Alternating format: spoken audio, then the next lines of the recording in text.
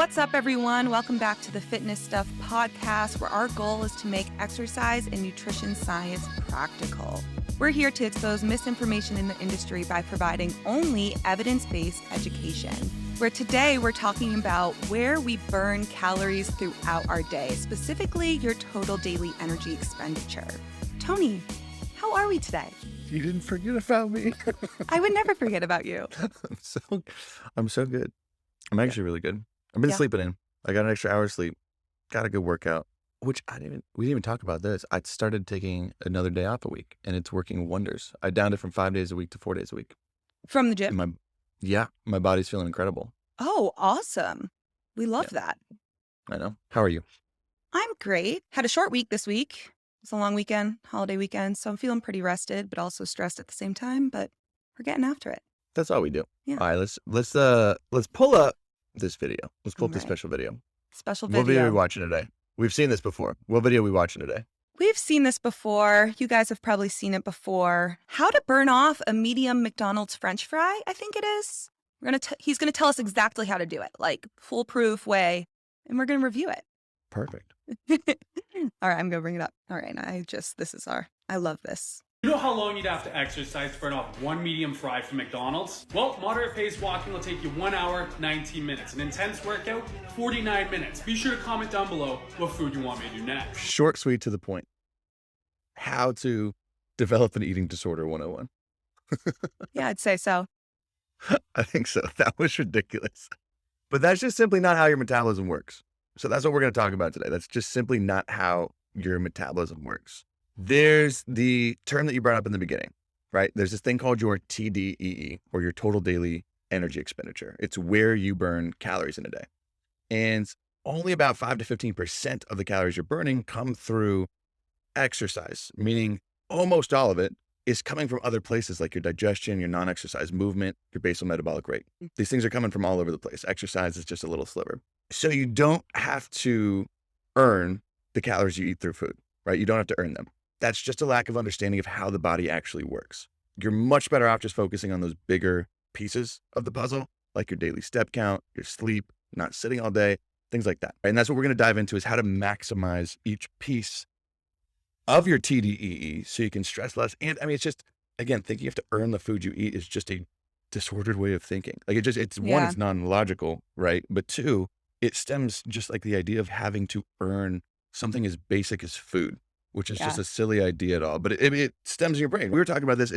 I remember it specifically from my childhood with Halloween candy.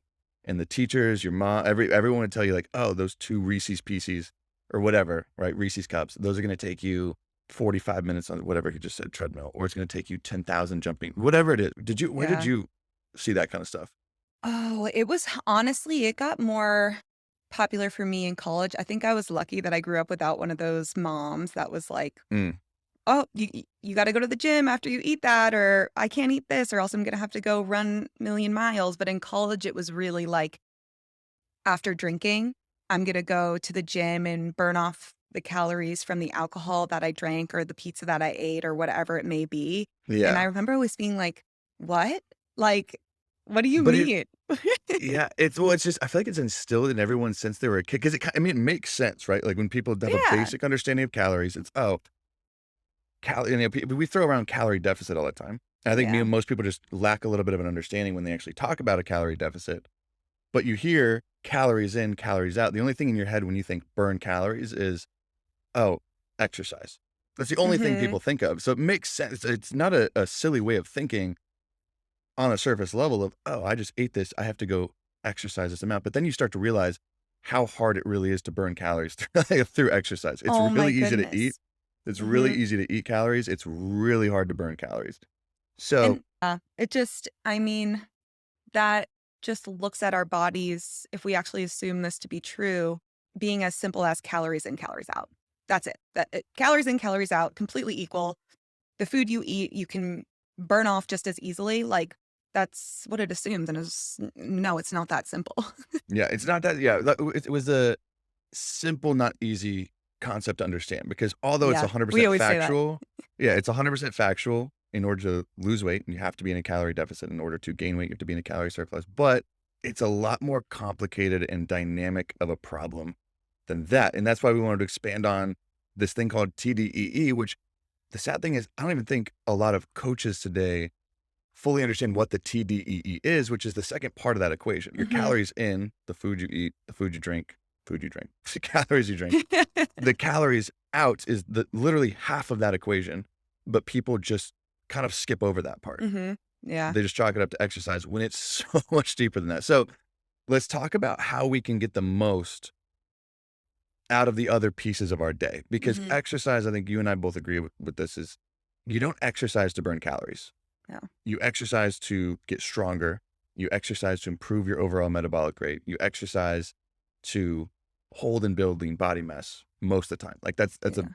and to stay healthy, right? You don't exercise Mhm. to burn calories. Is Mhm. that how you see And it? I totally agree, and if you're listening to this right now and your mindset currently is, "I go to the gym to burn calories, I work out to burn calories," I want you to change that right away because that is not sustainable, that is not enjoyable, and that's not Mm-mm. gonna fuel your long-term goals that you may have. That's an extrinsic driver of motivation. It sucks. Change it up, have something else.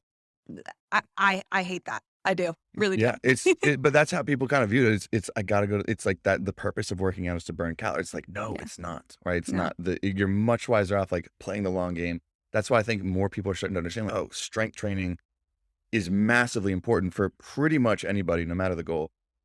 Not just focusing on cardio, because Yeah. that's where the most calories are burned in the moment. They Mhm. never look on after the session's over. So, Yeah. uh, let's start by taking this piece by piece. Now, you and I both agree, and I think a lot of coaches are starting to understand this more. The biggest or most malleable piece of your metabolic rate. And I guess let me go over real quick the other pieces outside of Yes. just, briefing over them like we did in the beginning. So Mhm. the TDEE, your TDEE, is made up of something called, they're made up of four pieces.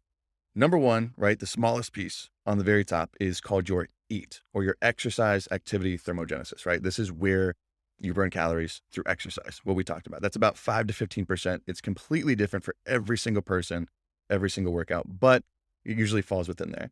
The next and usually bigger chunk is something called TEF, or the thermic effect of food. And I can't wait to go a little deeper on this because it's a little bit more complicated than I think people realize. But TEF is the thermic effect from food. People realize you burn calories digesting the food you eat, and that's actually a little bit malleable as well, Yeah. based on different practices. The next is your NEAT, or your non-exercise activity thermogenesis. This is the most malleable. This is where most people could really maximize the output, what we'll talk about. But the calories that you burn through non-exercise movement, so not in the gym, me talking with my hands all day, Me shaking my walking, leg. step count, exactly, shaking your leg, any twitching, step count during the day, sitting versus standing. That is the most malleable piece and where most people have the most room to improve. And then the largest chunk, right? Your basal metabolic rate, making up somewhere around 70% of the calories you burn a day. That's just how many calories you burn at rest. If you lay in bed, that's just how many calories are burned just sustaining life. But people also don't realize how much they can suppress that through things like stress, poor sleep quality, like things like that over the time, and not holding on to lean body mass, which we'll get into. But Mhm. that's a rundown of where you're actually burning them through the day. And you can kind of see, oh, exercise is really a Tiny sliver, piece. Yeah. little sliver. So and most people have the goal of fat loss, but if you're trying to gain muscle too, calories out matters. It's the second part of that equation. Let's start dissecting of how we can maximize this.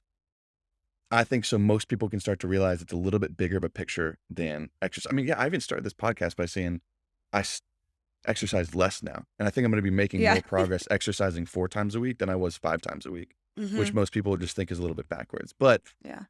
let's start with, let's start with NEAT, that chunk, Yeah. just because you and I are big fans of NEAT, right? Mhm. Non-exercise activity, and why this is the most malleable. So this one, again, is anywhere from 5 to I think around 20%. Yeah. It's just a massive gap because of, if you're very sedentary, you're not burning hardly anything here. If you just sit down during the day, you sit 8, 9 hours for work, you go home, you sit on the couch and watch Netflix and you eat, like you're just not burning that many calories moving Yep. through the day. Where can people realistically improve this is what I Yeah. want to ask you. Yeah, so I think about that in terms of all of So NEAT, I think of non-structured movement, not I'm going to do this with the goal of exercising or being physically active. So think about doing chores could be neat, walking around while you're on the phone, standing up at a desk. I know that a lot of people fidget, move their hands, like movement that is not structured, it's not forced, there's no intention of, oh, this is physical activity, I'm exercising. So I think that that is something people forget about so often, but it is the most malleable in the sense that you can change it. You can change this component of your TDEE, whereas the other components you can't change as much. So whenever Tony and I talk about, I know we talk about this a lot on our own pages, we've talked about this before on the podcast, moving throughout the day, and we're not talking about going for a walk, but getting up, not sitting down. If you work at an office, doing some laps around your office. Did you say hops around your office? Laps, but you can Oh, also I hop. thought you meant like little bunny Um, hops on the office. well, some people have those like exercise balls as their Yeah. chairs. So like bouncing up and down, that's where your NEAT comes from. Something that I find very fascinating is people with ADHD on average have a higher NEAT than other people that don't Yeah. have ADHD, which makes a lot of sense because you're a little bit more fidgety, you're moving around a lot more. Also, people with anxiety tend to have higher NEAT because maybe they shake or twitch or have to keep themselves occupied in situations where they're feeling anxious. So there is Which there is work you can do to increase it. You just have to think about it a little bit more. Okay, where are some areas where I can almost hack my energy expenditure? Like because how can realize I this is a huge chunk of your day. Your exercise Yeah. is usually squeezed within an hour. People are like, how much can fidgeting actually burn? It's like, well, if you're fidgeting for 6 hours, it's like that really, and we're not telling people like, oh, start fidgeting, Yeah. but just look at like areas in your day, like you're saying, can you get up? Can you space the day out with some breaks around the desk? That's the biggest thing that I think we both do is Mhm. instead of increasing cardio or increasing exercise for clients, it's like, okay, let's just aim for 8 to 12,000 step count. Yeah. Let's start by breaking up the day. If you work in an office, hourly little like 5-minute walk, get up, Yep. go to the water cooler, use the restroom, go peek at the sun, come back in. It's 5 minutes, but if you do that 10 times a day, it's almost an hour. It Yep. just adds up so much more than people think. You're leaving like hundreds of calories on the table by living completely sedentary versus very active Mhm. through your day. Walking around when you have phone calls instead of taking a seat. Mhm. And honestly, even just sitting, it sounds silly, but like those medicine balls versus a chair just sitting back here, even just sitting up, you're burning a little bit more just by holding yourself stable on Your that posture. ball. Yeah. And I think it's so funny. I've my whole life and I will continue to do this. I'm taking this to my grave. I refuse to take an escalator. I will not Yes. take it Wait, unless if really? it's my really. And those Same. mats at the airport, nope. Unless if it's my only way, like obviously if I have to get somewhere, I refuse. Elevators, if I can take the stairs, I'm taking the stairs. Like Okay, that I is, would at the airport, my girlfriend gets pissed at me because I have my suitcases and it's like clunk, clunk. Just yeah. like go down the stairs when everyone's on the Hmm. escalator. Yep. But for And no, real, it's the best. Most people are not, well, which this isn't a good thing, but most people aren't on the stairs if there's an escalator, so it's less stairs are crowded. But empty. Stairs are empty. yeah, and that's just something that is habit for me. So it's not really something I ever have to think about. I've always done this. My mom was like this growing up, so I had that influence. But it's just become a habit. I don't even think, even though I see the escalator there, I don't even think about it. It's just Yeah. there, and I go to the stairs naturally. And things like that over time, especially if you're going to an office every day, you live in a city. There's a lot of ways you can hack your Mm-hmm. movement. That being an example. Simple thing. I actually started that. Funny thing, because I didn't even think about it like that. I thought of it one day because I think I was talking to a friend about just being in a wheelchair, not having access to be able to walk. So I was like, how dare I freaking take the escalator when certain people like can't physically Yeah, take the stairs? So I was like, okay, rule in my book, it's like if there's ever stairs, I'm just gonna take them because I am actually able to. you're Like, so not able-bodied. so, but Yeah. I didn't even think about that. But it's simple things like that because you do. You don't realize how many times you encounter like modern society is kind of made living as easy as possible. Like that's kind of what the goal has been to do. So it's making like movement, everything. It's like how can we take the most movement out as possible, things like that. That's our built that I think I did just make a TikTok on this the other day. That's America's built, it's called the built environment. We make it so easy to not move. Mm-hmm. by having the escalators, having the stairs not within your vision, having to go like the extra mile to take the stairs versus taking an escalator or an elevator. And it's so easy to get from point A to point B without having to do any physical movement. I mean, that's a large part of why when you look at European countries, they walk so much more. Their obesity rates are a lot lower. Their stress rates are a lot lower. People talk about their digestion being so much better. You're moving all the time. Mm-hmm. Like, even if Yeah. you work, it's just how our society is structured. And a lot of that is like, okay, I don't have control over how my environment is built, but I can get strategic about how I move about this built environment. Big time. And I'm passionate about that. it's even small things like, it's like, okay, well, people are like, well, I don't encounter escalators or elevators, but it's like you as I say that 100 times, but even just as simple as one thing I did is if I'm on calls now where it's not a video, I'll just get up and walk around my living room, just moseying around instead of sitting down. Cause I was like, I'm a fitness coach. I'm sitting down like 7, 8 hours a day. I'm like, this is not right. Yeah. So I was like, I what's the bought a difference? standing Like, desk. yeah, it's things like that where it's just like you just look for those little areas of opportunity to do it. And I know some people will find reasons to, I can't because I got to be locked on my computer, do this stuff like that. Okay, you eat a few times per day, right? Yeah. Okay. Yeah. Take a 10-minute walk after each meal, which isn't only going to be great for your digestion, but it's going to help you move a lot more through the day. Like structured Yeah. around those time breaks where you already have breaks. So don't say you don't have the time to walk 5 or 10 minutes when you eat, because you do. Yeah. So It's that's just, if you can't remember, set a timer on your phone, 30 minutes out of your day. And that's also, Mhm. I mean, our capitalist society where it's just like work, work, work. Oh no, I always have to be working. No, you do have 30 minutes in your day to walk. You Mhm. absolutely do. Bring down the Yeah. patriarchy. Yeah. So that's, and even honestly to the next point, and the last point on this too is like we were saying, instead of adding cardio into your routine, if you're stuck here, like a nice piece of looking at that out is people always like, I got to add more cardio. I got to add more 20 minutes to the end of my workout. I would say, and I don't know about your client roster, my client roster now, I think less than 15 to 20% are doing more structured cardio in the gym.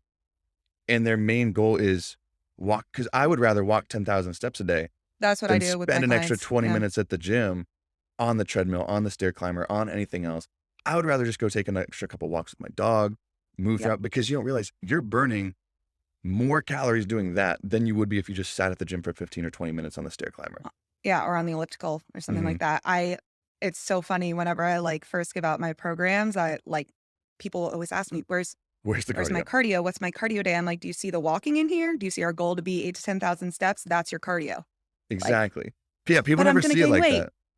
No. How much do you walk during the day? Are you walking during the day? No. All right. Then we can get rid of the idea that you Mhm. just do 2 30-minute cardio sessions a week. Nah. Exactly. Yeah, people always want to see the cardio. It's just, let's Hmm. do this. It's simple. It's not going to increase your hunger. It's not going to take any recovery. This is something you can Yeah. easily do every day It's and also make good for your mental progress. health.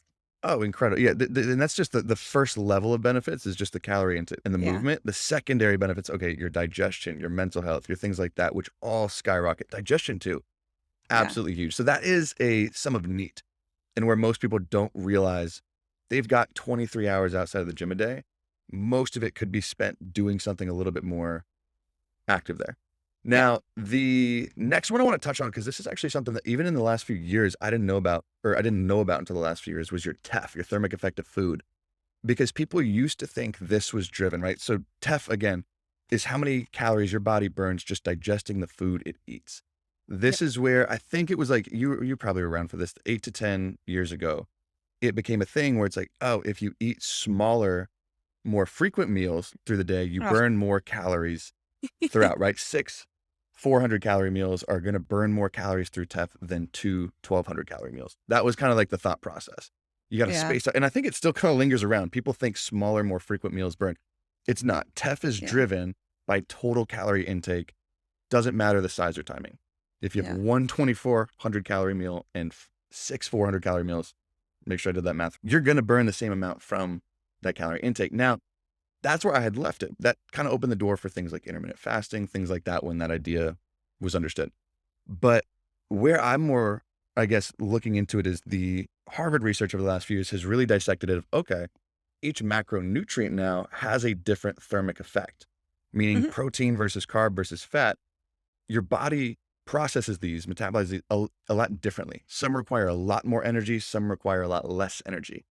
And the numbers that actually, I think if I threw this up on some social media, your body's burning roughly 25 to 30% of the calories you eat through protein in the digestion process. That is huge. Like that's a quarter to a third almost of the calories you eat through protein are being digested, just digesting it.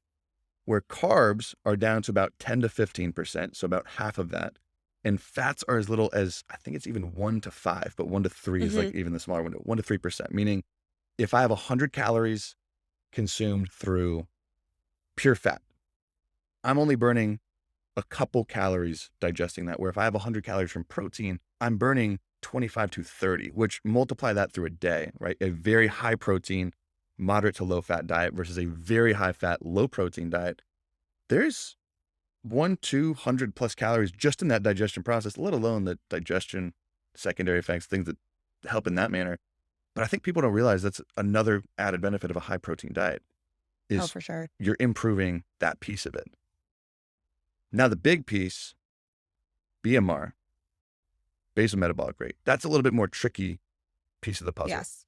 Now it is largely set to the individual, but I think a lot of things that go into it that most people don't really realize is things like how much lean body mass you carry. BMR is not something you can just increase by eating more protein and walking like NEAT Yeah. and TEF. We could change those two pieces by tomorrow. Your Yeah. BMR is not And just this something is you can just increase tomorrow. Yeah. This is also the piece, like, when you think about, oh, well, my people ever saying, oh, my genetics, I can't lose one. This has a lot of issues with it, but this saying of, oh, I can't lose weight because of my genetics, I have bad genetics. Well, BMR is largely genetically driven, but what Tony's going to get into, like, there are still ways where, okay, maybe we could change it a little bit, but it also has the most variables that make it different from person to person to person. So you can't just say, oh, this is, it's the same for everyone. It's totally not. This is definitely the most individual component of TDEE. Big time. Yeah. It's largely given to you. So everyone's kind of got their given set, I don't want to say set point because it's not what it is, but their given starting point. Yep. Right. Everyone's going to have a very unique and individual, but that doesn't mean you can't move it in the right direction. And I think the coolest piece of it, and there's things like controlling your overall stress, which impacts your hormone function, controlling your sleep, same thing. The biggest piece of this one, which actually was surprising me, we were talking about this last time we were going back and forth. It was that research done at Duke that was looking at your metabolic, especially your BMR as you age, because it's kind of like the old, I mean, not even that old school, because this is just coming out. But the thought process of as you get older, your metabolism just slows down. You just burn less calories as you get older. That's kind of just common law thought. This research paper, do you remember I was talking about this? Yep. Okay, perfect. It was looking at your BMR in relation to lean body mass as you age. And the coolest thing they found is from the ages of about 18 years old to 60 years old, your metabolic rate does not decline dependent on lean body mass, meaning me as a 20-year-old and me as a 60-year-old, if I have the same amount of muscle tissue, lean body mass is more than muscle tissue, but that's what you can pretty much control. If I have the same amount of muscle tissue at 60 as I do 20, my resting metabolic rate's not changing. It's pretty much staying right there. But why people think that way is as you age, if you're not weight training, if you're not having a high protein diet, you're naturally going to start losing that lean body mass, which is going to lower your overall Your rate. muscle protein synthesis or protein turnover starts to slow. So that rate at which you're building muscle slows. So that's why it is so important to resistance train. But that's where a lot of the misconceptions come from is, oh, this must mean that my whole, it's really not even BMR. People just say, oh, your metabolism, like you said, it's, my metabolism slowed down. It's like, well, age plays a really, really small, it's a factor, but tiny. Yeah, it makes doing the right things a little bit more challenging, but that's not what causes it to lower, which I think is just super interesting because that's where another thing that we're talking about, like in the cardio versus weight training sector, of people are obsessed with burning calories in the gym, which cardio, you can't do better than cardio for burning immediate calories, number of calories. But where weight training comes in is over years, you can build and maintain lean body mass, which is going to have that large of an effect on your overall output. That's one of the biggest things. I think where people a lot of times struggle when they tend to lose weight is they don't focus on maintaining their lean body mass. So they keep dropping their calories, they keep increasing their cardio, and then they get stuck and they're like, I don't know where else to go. It's like, well, you burnt away like a massive furnace in your metabolism that is your muscle tissue. A massive furnace. Caught you coughing. I've been waiting for that. Sorry. I've been waiting for that. She gives me crap all the At time. least I moved my I mic know. away. There's episodes where I cough like 100 times and I forget to mute, but I've been waiting for that for like 3 episodes. I'm like, I'm gonna catch her. But people don't realize how much of an absolute furnace their muscle tissue is and how much that can go forward. I was just talking to my friends on the beach the other night about this. In the bodybuilding community, it's like, it's not uncommon to be eating 5,000, 6,000 calories a day on a bulk when they're just so muscular, have so much mass, because you are just tearing through the food you eat Oh my, just to maintain everything. If you have a lot of yeah, muscle, you don't realize how much flexibility that gives you in what foods you can eat. It's yeah. It, massive. and this is not to say like, oh, if you work out more, you can eat more, which I feel like Okay, good call, good commonly catch. gets like, it's not an excuse to, oh, just like, oh, I can go eat anything I want. I'm going to go eat shit. And no, it's like the volume of your meals and the amount of protein you need is so much higher. Your appetite increases. Like, so yeah, just a disclaimer there. Good freaking check. Good check. So, but it's absolutely massive. So these are all different factors. I mean, we spent we've been here for 30 minutes. 25 minutes has been talking about things other than Yeah. exercise. I feel like this is kind of going off of what you were just talking about, but there's also this component of people in their 20s, maybe late teens a bit, but largely in their 20s, especially in the health and fitness space, there's no longevity mindset, Mm-mm. like at all. It's very rare to have a longevity mindset in terms of I'm doing this for the long term. It's really like I'm doing this to look this way, to short-term Yeah. goals. Once you start focusing on a longevity mindset, which is a lot of what Tony is, whether he did it consciously or not, but in terms of, all right, I'm going to cut it back to 4 days. How is that going to optimize my strength training, like form, how I perform in the gym, my recovery, especially in the long term? As you age, recovery is so much more important. And resistance training prevents a lot of lean muscle loss. It prevents issues with your joints. It prevents people from having to get hip and knee replacements. There is so much to it. And when you're thinking about it that way, which most people don't, like, oh, I'm going to go to the gym and really work on my form and compound movements and recovery and not push myself too hard so I can be cool when I'm 60. Yeah, Most people don't do people that. don't think of like 10, 15, 20 years from now, which is kind of a secondary thought that that kind of sprung up in my head. But I heard this. It's like, what's the number one reason people get checked into assisted living? Do you know? It's because of is it because of mobility Because they can't get off issues? the toilet. Because they can't get off the, they don't have I'm not they don't have yeah. the lower body strength to do 1/2 rep of a body weight squat to get themselves on the toilet. So they need someone to be there to assist them with all those movements. That's it. Yeah. They don't have the strength and Yeah. tell me the quality of life. And I know this sounds silly because we're in our 20s, but I tell people this all the time. I'm like, that's what I'm ultimately wanting to set myself up for. Because if you're 50 and you've never worked out before, is it too late? No, but it's going to be a lot harder for you to push that needle back because just quality of life. When you're in assisted living, I think you can guarantee if you have 10 years in assisted living versus out of assisted living, quality of life's not the same, no Yeah. matter your age.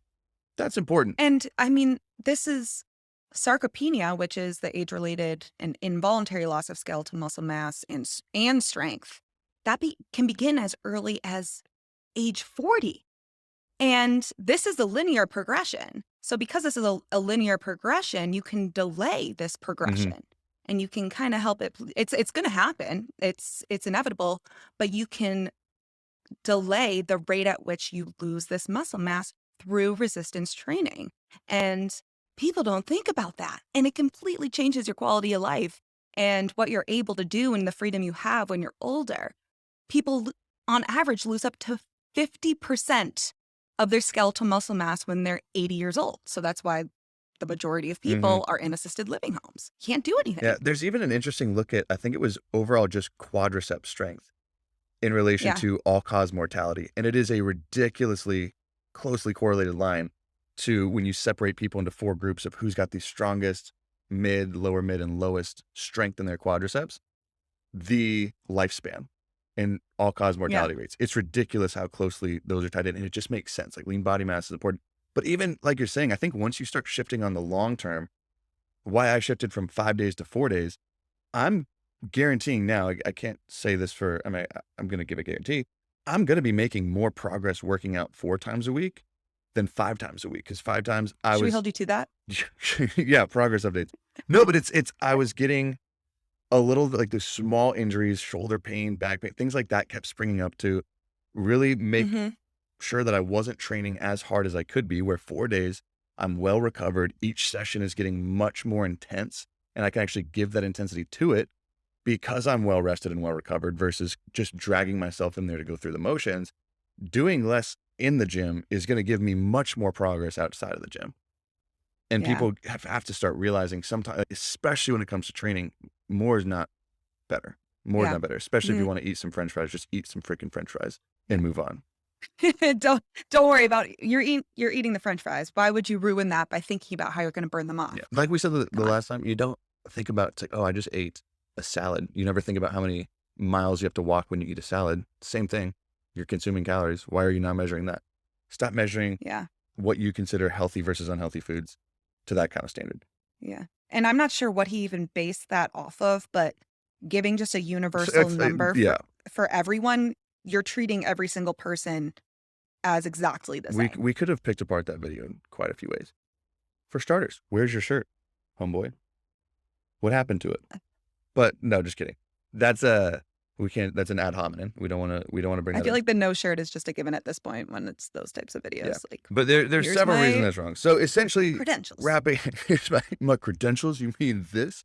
The, okay. So final note on that is stop thinking you have to earn the food you eat, not because it's not an unhealthy way of thinking, because it just legitimately is not how your body works. It does not Mhm. make sense logically. It is not a good way to approach your nutrition and approach your training. Yeah. Focus on just being the best you can in these areas and the best you can in your nutrition and just keep going because that progress is going to take time. So I think that's the final note I want to Yep. put on it. Is there any little presents you want to leave? No, I think that's perfect. Really just and in the beginning, it's gonna feel like a little bit more work to kind of set that, "Okay, I need to move a little bit more," thinking about how you can do it, where you can fit it into your life, like, you are gonna have to think about it a little bit more, but eventually it will become a habit, it will become second nature. Be consistent with it, Mm-hmm. like anything. That's my final note. Dropping notes. Here we go. Well, thank y'all so much for being on here. Now, this is and always will be a free podcast. And the easiest way you guys could support us right now while you're listening to it on Apple, Spotify, wherever, is if you go out right now. You can even keep listening to my voice in your ear. Hold my hand. I'll be your guide. Go out and you can just rate it 5 stars. Well, if you don't think it's worth 5 stars, then I want you to be honest. But a 5-star rating, it's free, it's quick, it takes you 10 seconds. That would be massive to help push this message to other people. We thank you for that and everyone who already has rated. And y'all know where to find us. fs.pod on Instagram, on TikTok, Twitter, which we have, but we don't use, which we will, maybe. And a lot of new changes coming out soon. So keep an eye on us. Subscribe to us on YouTube. I always leave it out, Marianna, what I miss. Anything? Or is that pretty good? I don't think you missed anything. I think that's perfect. We did it. Okay. It's going to be a good rest of our day. Have a beautiful day. As always, we love you. Be safe. Yes. Have a productive rest of your day. Move a little bit. Get up and move. We'll talk to you soon. I can't end it. You got to end it. Forgot for a second. That was